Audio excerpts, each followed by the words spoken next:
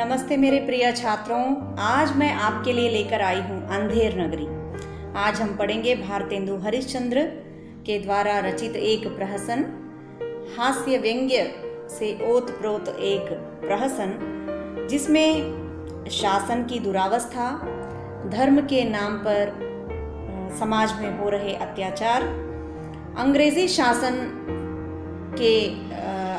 शासन में जो खोखलापन है, उन सभी के ऊपर भारतेंदु हरिश्चंद्र ने एक व्यंग्य लेखन किया है, जिसका शीर्षक है अंधेर नगरी। तो शीर्षक से ही आपको पता चल गया होगा कि यह एक ऐसी नगरी है जिसमें रहना वास्तव में एक मुश्किल वाला काम है। तो एक कैसी नगरी है, कैसे राजा हैं, एक हास्य व्यंग्य परक प्रहसन। तो चलिए, अंधेर नगरी, चौपट राजा, टके सिर भाजी, टके सिर खाजा। पहला अंक है स्थान बाह्य प्रांत। महंत जी दो चेलों के साथ गाते हुए आते हैं।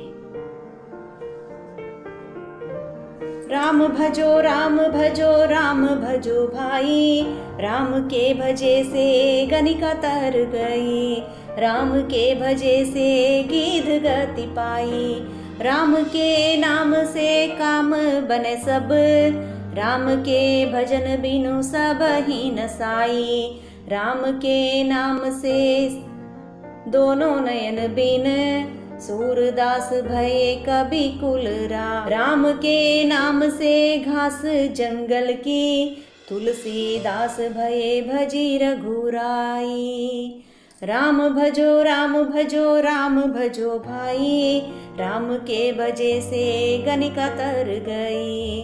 अर्थात महंत जी, एक महंत हैं, अपने दो चेलों के साथ राम नाम का गुण गाते हुए आते हैं।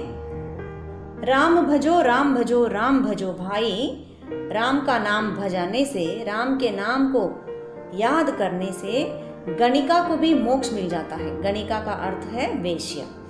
तो राम का नाम लेने से वेश्याओं को भी मुक्ति मिल जाती है। गीध यानी गीधड़ जैसे पक्षियों को भी मुक्ति मिल जाती है। राम के नाम के बिना कोई काम आपका नहीं होगा।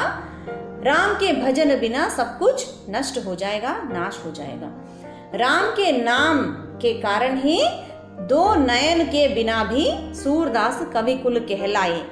राम के नाम से ही तुलसीदास श्रेष्ठ कवि बन पाए। इसीलिए राम का नाम, राम का गुणगान करना बहुत जरूरी है। महंत कहते हैं एक अपने दोनों चेलों को देखकर, बच्चा नारायण दास, यह नगर तो दूर से बड़ा सुंदर दिखाई देता है। देख, कुछ बिच्छा उच्छा मिले तो ठाकुर जी का बाल भोग लगे, और क्या। तो नारायण दास कहता है, एक चेले का नाम नारायण दास है, दूसरे चेले का नाम गोवर्धन दास। तो नारायण दास कहता है, गुरुजी महाराज, नगर तो नारायण के आश्रय से बहुत ही सुंदर लगता है। जो है सो, पर बिच्छा बढ़िया मिले, सुंदर मिले तो बड़ा आनंद होए। तो महंत कहते हैं, बच्चा गोवर्धन दास, तू पश्चिम की ओर जा, नारायण दास तू पूरब की ओर जा। देख, जो कुछ सीधा सामग्री मिले तो श्री शालग्राम जी का बाल भोग सिद्ध हो।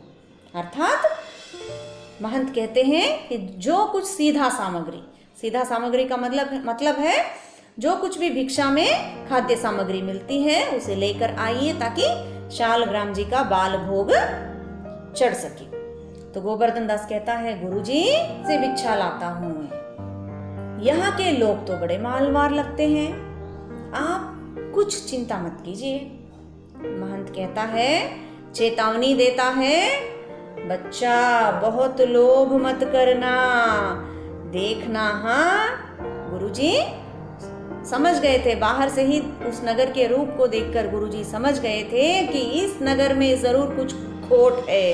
इसीलिए उन्होंने कहा, बच्चा बहुत लोभ मत करना। फिर आगे कहते हैं, लोभ पाप को मूल है, लोभ मिटावत मान, लोभ कभी नहीं कीजिए या मैं नरक निदान। तो महंत जी कहते हैं कि लोभ बिल्कुल मत करना, क्योंकि लोभ के कारण आदमी पाप करता है। यदि कहीं कोई पाप कृत्य होता है तो उसके पीछे छिपा हुआ होता है लोभ। लोभ मिटावत मान, लोभ के सामने कोई मान सम्मान कुछ भी नहीं है, लोभ सब कुछ मिटा देता है। लोभ कभी नहीं कीजिए, इसीलिए लोभ कभी नहीं करना चाहिए, नहीं तो हमें कहाँ जाना पड़ेगा, नरक में जाना पड़ेगा। जो भी लोभ करता है उसे नरक में जाना पड़ेगा। तो पहला अंक यहीं पे समाप्त होता है। फिर गाते हुए सभी अपने अपने राह चलते हैं।